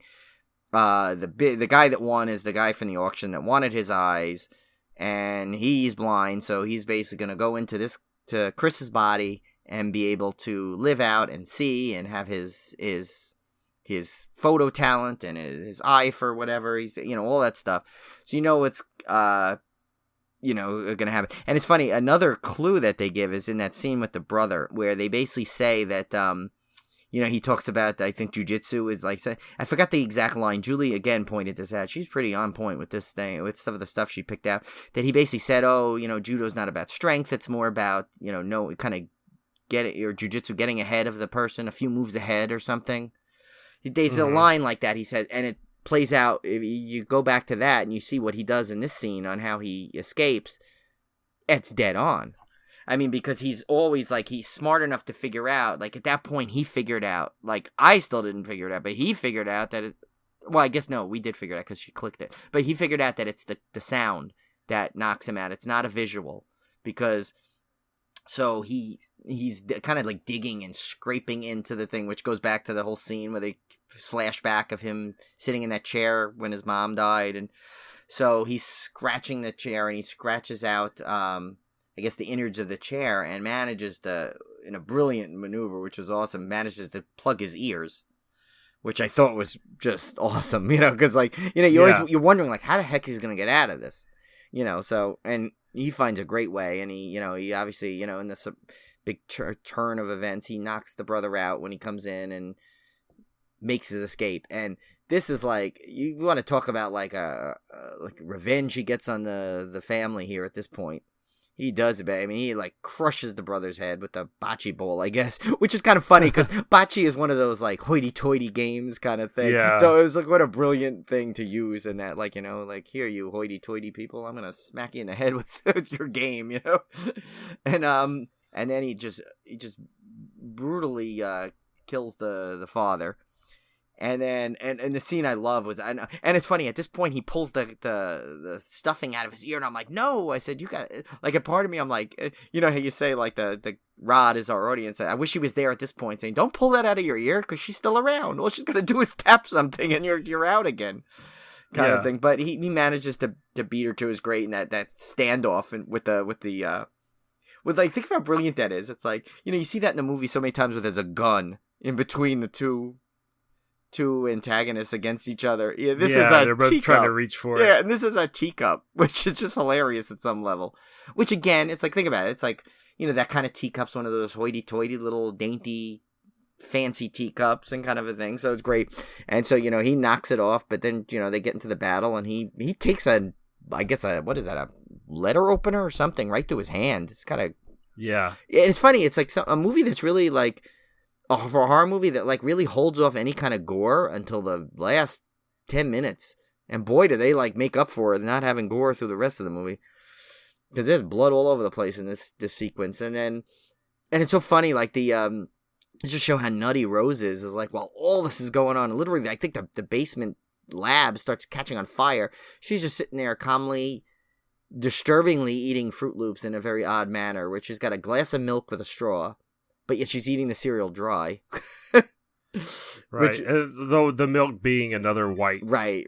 Like a white thing, I had heard. Yeah, I read that too. Yeah, they said like because it didn't want to mix with the and I said no, I said it's flat out thing is okay. This woman is Fruit Loops because how many times you ever heard that? Right. That's what I thought instantly too. I'm like, okay, look what a perfect reference. She's Fruit Loops, and there she is eating a bowl of Fruit Loops. And so so basically this whole thing, the whole chase ensues, and in a kind of an obvious turn of event, but I loved it anyway, is when he just flashes the camera on the gardener who's attacking, and he just like kind of, you just know he snaps out of whatever he's in long enough to act his revenge.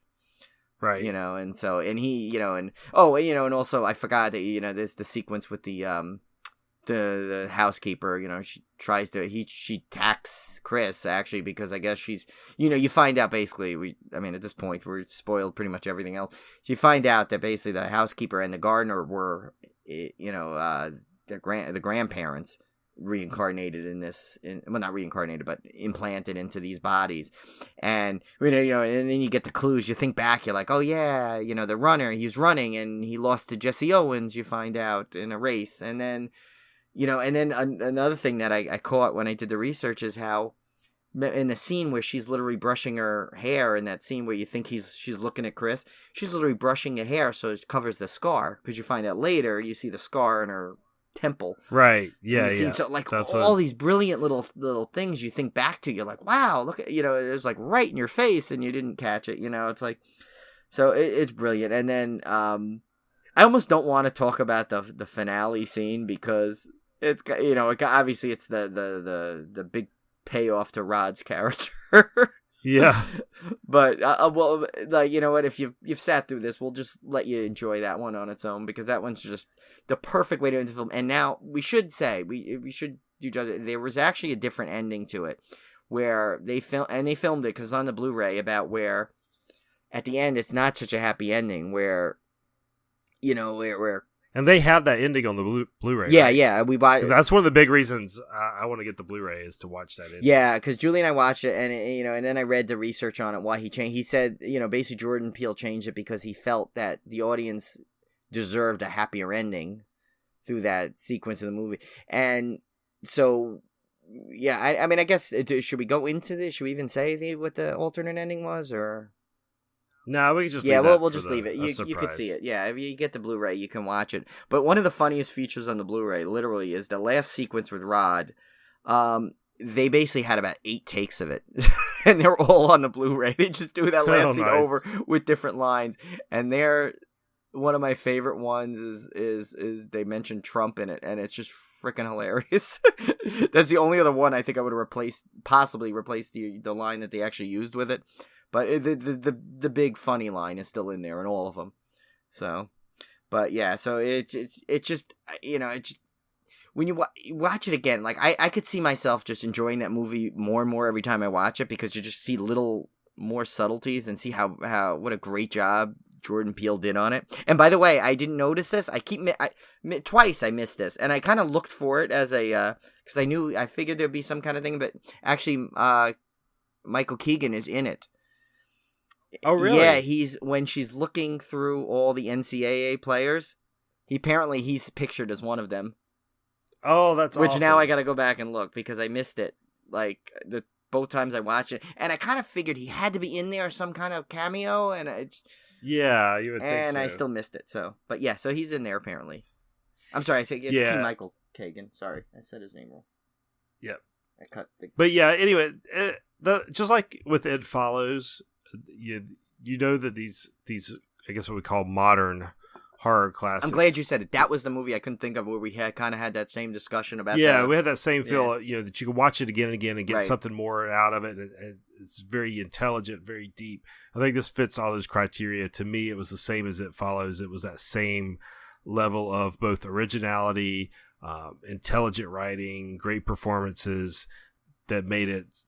I think it will stand the test of time, just like It Follows does, as one of the great movies to come out of the 2010s or whatever we call this decade now. Yeah, and it makes me excited because I think he signed a 3-picture deal, right? A 3-picture horror movie deal. Right. Yeah, we got more coming, and will the next ones live up to this one?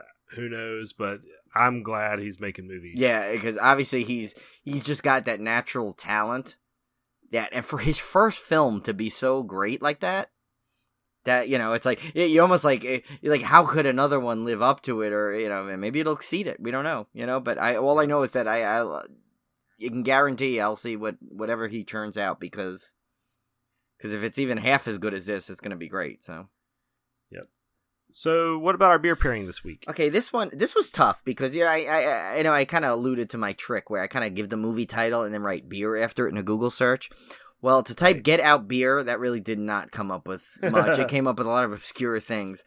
So I was trying to think of, okay, what can I do? What was this based movie? But what was some of the features to it and thing? And obviously, one of the biggest factors, obviously, other than the tone of the film was the hypnotism. So I do remember there was actually a beer, and it's local. It's Long Island. This can be easily purchased.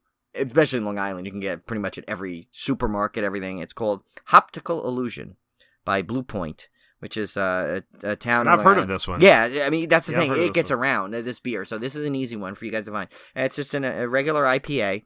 It's decent. I mean, it's definitely drinkable as IPA. I mean, is it my favorite IPA? No. There's a lot of others I like, but this is definitely, Blue Point is definitely a great brewery. It's definitely it was one of the earlier Long Island breweries that really got any kind of notoriety. And it's pretty big. So, definitely one to check out, and it'll be a good little match with it, I guess, right? Yeah, I think that was a good one. And I want to give a shout out to the Saison du Boeuf. Oh, yes, you that like I had that. from Dogfish Head. Oh, man, this thing's awesome. Isn't it? I told you. I knew that was... Yeah, it's brewed with parsley, sage, rosemary, and thyme for you Simon and Garfunkel fans out there.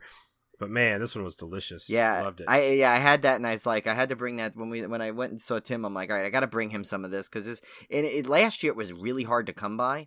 This year it seems like it definitely got a lot more circulation. So I think it usually comes out at the beginning of summer. So usually, and we discovered it. I think maybe it just been because we discovered it towards the end of the summer. So maybe that's why we didn't get it. But yeah, in terms of beer that actually is delicious to drink, that's one of them. I'll tell you that. Well, my wife grows a lot of herbs and stuff when she does some gardening. So I love like these parsley, sage, rosemary, and thyme. Yeah.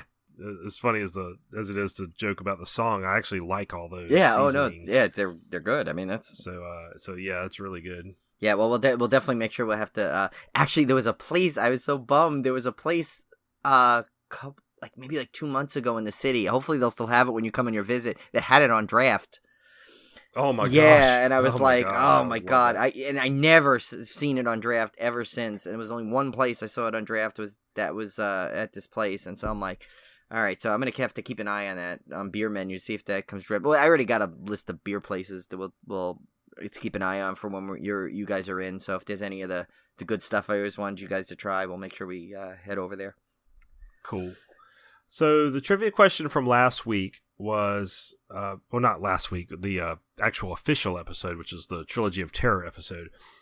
We asked about a third trilogy, not Trilogy of Terror 2, but it was a third trilogy that Dan Curtis directed that also featured stories by Richard Matheson. So in a way, you could almost kind of look at it as a Trilogy of Terror 1.5 because it came out between the two. Did it have the little guy in it? No, it did not have the little guy in it, but it was an anthology. Okay. And the answer is Dead of Night from 1977, not to be confused with the Dead of Night 1945 that we still need to cover. Yeah, which is still on my DVR, so when we watch it again, because I had watched it, but obviously I want to keep it on there until we get to see it again, because it's not an easy film to come by in other forms. which I don't think this one is either. This 1977 one, which again does not have any relation to the original Dead of Night. It's not the same stories or anything. Obviously, because this one was written by Richard Matheson. Shudder, can you hear us? We don't ask for much. How about you put this one on there? Yeah, because I really want to see that one. So the trivia question for this week is, who did Jordan Peele originally want to play the role of Chris? Yeah, and obviously Tim can see the answer now, and this one was like, wow. Yeah, the answer may surprise you. Yes, and when I actually have a little history on it too. When we give you the answer next week, I'll go into basically the basis of how this even came about. Because I mean, obviously you do enough research, you'll find it. But this one's a doozy, I think. Well, we're creeping up on probably one of our longest episodes ever because of the extended first chop. Yeah. But and my ramblings. Yeah, no. Well, I mean, it was a big film. We knew this was going to be a kind of a supersized episode, but it's good to have a big one right after vacation. I think it was good to get back into it. Right, and we had such a small one. The last one was only, I think, our shortest episode. So. Yeah, exactly. So yeah, you guys deserved a big supersized one, and we'll be back next week. We haven't come up with a film yet. So it's going to be a surprise to both of us. Yes. Would I think of a good one? Sorry, I had to throw that in just to make. No, I'm going to have nightmares all night. I figured I'd send you off the right way. Oh my God. Yeah. How does Julie live with you? Oh, she did. The last time I did it, she kind of said, you need to do it slower to really get that feel of it going backwards. She was critical of it. She didn't freak her. She doesn't get freaked out that easily. But she did say, we did, Tim and I have teased this. The next time we do one of those, maybe real life ghost stories, since he said Olivia had a good one and Julie has a good one, and she said she wants to correct. I was a little off on my little quick one about her at when we were at Dollywood. She said she'll go into that in a little more detail about that one too, along with her other ones. So we'll have to definitely put that on the doc. I'm sure we'll have another one where we need to do, maybe even for your trip to New York, so we don't have to worry about doing a show. We'll do double that week, and then maybe that'll be when we'll put that in. Yeah, we need to get the ladies on here for sure. Yes, they are better halves, and I do mean better. Yes, much better halves on, at least in my case for sure. No, my case too, believe me. Well, I'm wondering how they're going to survive the trip to New York. I mean, it was different in on our recent trips because there were so many people around, and we're at a theme park and all this stuff. But now that we'll be like together, I don't know how they're going to deal with Tim and I between our puns and our silliness. They definitely will test. Like imagine two mature, intelligent, beautiful women walking around with these two total colossal dorks. Yeah, that for 3 days. Yes, and that's basically what you're gonna have there. we should almost just keep a mic on us the whole time. It's gonna be a disaster. Yeah, like we may come back divorced. Yeah, both of us. we'll have to see. We'll have to see if they can stand the 3 days with us. Yeah. Well, so we'll catch you guys next week. Yep. Take it easy.